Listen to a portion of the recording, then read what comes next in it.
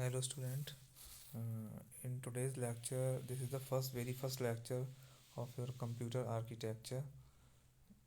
In this, we will discuss about the architecture and function of general computer system.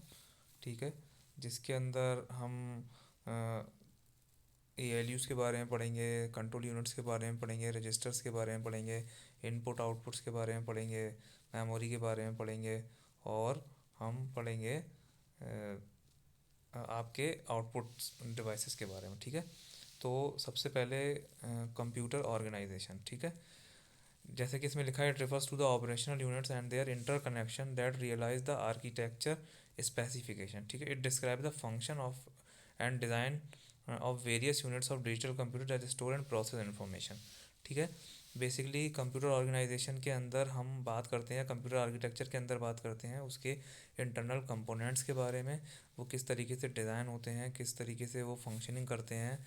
ठीक है ना, और किस तरीके से इंफॉर्मेशन को वो प्रोसेस करते हैं। ठीक है, कंप्यूटर हार्डवेयर, जो आपके कंप्यूटर हार्डवेयर की अगर मैं बात करूँ आपके कंप्यूटर आर्किटेक्चर के अंदर है, किसी भी डिजिटल कंप्यूटर के अंदर, तो इलेक्ट्रॉनिक सर्किट्स हैं, डिस्प्लेज हैं, स्टोरेज है। ठीक है ना, ये सारी डिवाइस, ये सारे आप कह लो एक तरीके से इलेक्ट्रॉनिक सर्किट्स, या ये जो हार्डवेयर है, इनसे मिलकर आपका कंप्यूटर बनता है। ठीक है ना, computer architecture, it is concern with the structure and behaviour of the computers. ठीक है, information format, instruction set, addressing modes, ये सारी हम कंप्यूटर आर्किटेक्चर के अंदर पढ़ेंगे। अगर मैं फंक्शनल यूनिट्स की बात करूं, तो कंप्यूटर है जो आपका, वो 5 मेन पार्ट्स या 5 मेन कह लो कंपोनेंट्स से मिलकर बनता है। जैसे कि मैंने आपको बताया, input devices, memory, ALU, output, control units और आउटपुट। ठीक है, अब जैसे ये एक सिंपल सा आपको basic functional units of computer दे रखा है। इनपुट हो गई, आउटपुट हो गई, मेमोरी हो गई और आपका एग्जीक्यूशन यूनिट हो गया, या आप कह सकते हो प्रोसेसर हो गया। ठीक है ना, ये आपस में कनेक्ट रहते हैं और आपस में इंफॉर्मेशन शेयर होती है between these components by the help of buses. ठीक है, बसेस बेसिकली क्या हैं? बसेस सिंपल आपके ग्रुप ऑफ वायर्स हैं जिनके थ्रू आपकी इंफॉर्मेशन एक यूनिट से दूसरी यूनिट में, एक डिवाइस से दूसरे डिवाइस में जाती है, या कह लो आप इंफॉर्मेशन का फ्लो होता है between the components of computers. ठीक है, अब कंट्रोल बसेस होती हैं, डेटा बसेस होती हैं। ठीक है ना, ये सारी बसेस होती हैं, वो हम आगे जब आपका इंस्ट्रक्शंस पढ़ेंगे या जब हम बसेस पढ़ेंगे तो उसके अंदर हम इसको देखेंगे। ठीक है, नेक्स्ट जैसे ये है, input unit accepts coded information from human operators and electromagnetic such as keyboard.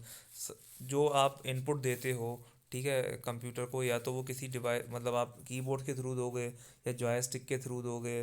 ठीक है ना, आप किसी मीडियम के थ्रू उसको इन्फॉर्मेशन देते हो, और जो भी इन्फॉर्मेशन देते हो वो आपकी कन्वर्ट होती है in the form of binary code. ठीक है, तभी आपका वो कंप्यूटर समझ पाता है। जैसे कि हम सभी जानते हैं कि जो आपका कंप्यूटर है वो एक इलेक्ट्रॉनिक डिवाइस है। ठीक है, जो कि आपकी इंफॉर्मेशन को स्टोर रखता है और by the help of instruction, ठीक है, जो आप इंस्ट्रक्शन दोगे उस इंस्ट्रक्शन के अकॉर्डिंग उसको वो प्रोसेस करता है। ठीक है, और आपके ह्यूमन एफर्ट्स को रिड्यूस कर देता है। ठीक है ना, ये आपकी कंप्यूटर की बेसिक सी डेफिनेशन है। ठीक है ना, और जो भी, और बाइनरी को इसलिए समझता है कि कंप्यूटर अपनी जो नॉर्मल हम और आप लैंग्वेज में बात करते हैं उसको वो अंडरस्टैंड नहीं कर सकता। सिर्फ और सिर्फ कंप्यूटर अंडरस्टैंड करता है बाइनरी कोड, या 0 या 1 की language, that is machine language, या उसको आप लो लेवल लैंग्वेज भी कहते हो। ठीक है, the information received is either stored in the computer memory for later reference और immediately use by the arithmetic and logical circuit to perform the desired output. ठीक है, जो आप इंफॉर्मेशन देते हो वो या तो स्टोर होगी मेमोरी के अंदर, या फिर वो आपकी ALU यूनिट के अंदर, या आपके कह लो प्रोसेसर के अंदर डायरेक्टली वो ऑपरेशन में आएगी। The processing steps are determined by program stored in the memory. ठीक है, जो भी आपके प्रोसेसिंग स्टेप्स होते हैं वो आपके प्रोग्राम जो भी स्टोर्ड है मेमोरी के अंदर उनके अकॉर्डिंग वो काम करते हैं। ठीक है, मैंने जब आपको वो लिया था क्लास, बताया था कि भाई प्रोग्राम क्या होता है। Program basically set of instructions होते हैं, या कह लो आप सेट ऑफ रूल्स होते हैं। कुछ आप जो कोड लिखते हो उसके कोड के अंदर आप क्या लिखते हो? आप इंस्ट्रक्शंस लिखते हो। ठीक है, आप स्टेप्स लिखते हो कि इस तरीके से मुझे ये प्रॉब्लम सॉल्व हो जाए। तो basically set of instruction are called program. ठीक है, जो रिजल्ट है वो आपको आउटपुट में दिखेगा, आउटपुट आपके या तो डेस्कटॉप पे आ जाएगा या प्रिंटर पे प्रिंट करा लोगे, वही सब है। All of these action are coordinated by the control unit, ठीक है। कंट्रोल यूनिट के थ्रू ये सारे आपके जो एक्शंस हैं वो जो हैं वो परफॉर्म होते हैं, ठीक है। The list of instructions that perform a task is called a program. जैसे कि मैंने आपको बताया कि जो प्रोग्राम है is the set of instructions, ठीक है, या लिस्ट ऑफ इंस्ट्रक्शन है जो कि परफॉर्म करता है टास्क को। Usually the program is stored in the memory, memory के अंदर स्टोर रहते हैं। The processor that fetches the instruction that make up the program from the memory one after another and perform the desire operation. जो processor होता है वो क्या करेगा, वो आपके इन इंस्ट्रक्शंस को फैच करता रहता है मेमोरी से टू परफॉर्म द टास्क, ठीक है। मैंने आप स्टार्टिंग में अगर आपको याद हो, मैंने आपको बताया था कि आपका कंप्यूटर ऑन कैसे होता है, कि भाई अगर आपने अपने पीसी को टर्न ऑन किया, ऑन करा, तो सबसे पहले जो आपका इंस्ट्रक्शन है वो आपका रोम एक्टिवेट होती है। उस रोम के अंदर एक सर्विस होती है पावर ऑन सेल्फ टेस्ट, ठीक है। पावर ऑन सेल्फ टेस्ट क्या करेगा, आपके कंप्यूटर के जितने भी हार्डवेयर्स हैं उन सबको चेक करता है कि भाई वो प्रॉपर कंडीशनिंग में है या नहीं। अगर उसमें से कोई भी कंडीशन में नहीं है तो वो आपको एरर दे देगा या आपका सिस्टम ऑन नहीं होगा, ठीक है ना।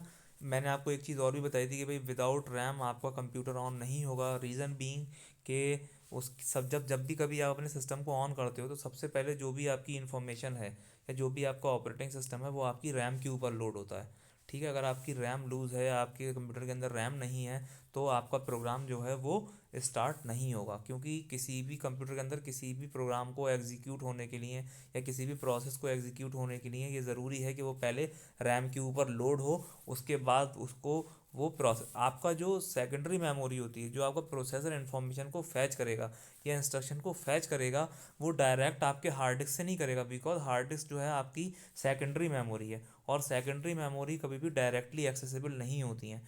वो उसी इंस्ट्रक्शन को या उसी प्रोग्राम को फैच कर सकता है जो आपके मेन मेमोरी के अंदर है। तो जब तक आपका ऑपरेटिंग सिस्टम आपकी मेन मेमोरी के अंदर नहीं आएगा या आपकी रैम पे नहीं आएगा, जब तक आपका कंट्रोल यूनिट या जो आपका प्रोसेसर है वो उसको प्रोसेस नहीं कर पाएगा, ठीक है ना। ये रीज़न था, ये मैंने आपको लास्ट क्लास में शायद बताया भी था, ठीक है ना। तो इसलिए रैम हमारी होना ज़रूरी है, ठीक है ना।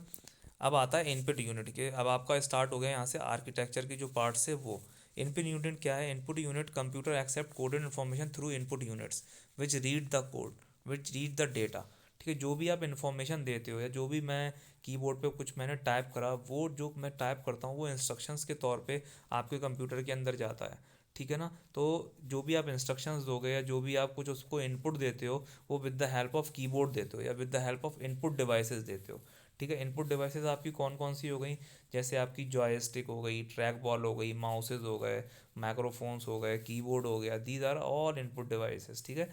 whenever a key is pressed the corresponding letter or digit is automatically translated into the corresponding binary code and transmitted over a cable to either the memory or the process। इस line का मतलब समझो, आपने कोई भी अपने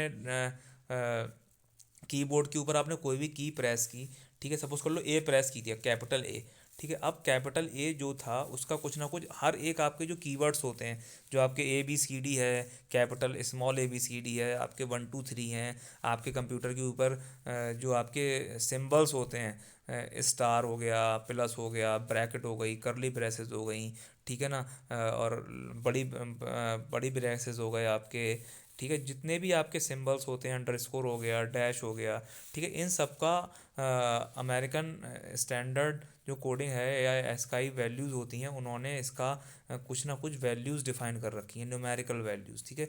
वो numerical values, उसके करस्पॉन्डिंग न्यूमेरिकल वैल्यूज़ कन्वर्ट होती हैं बाइनरी में।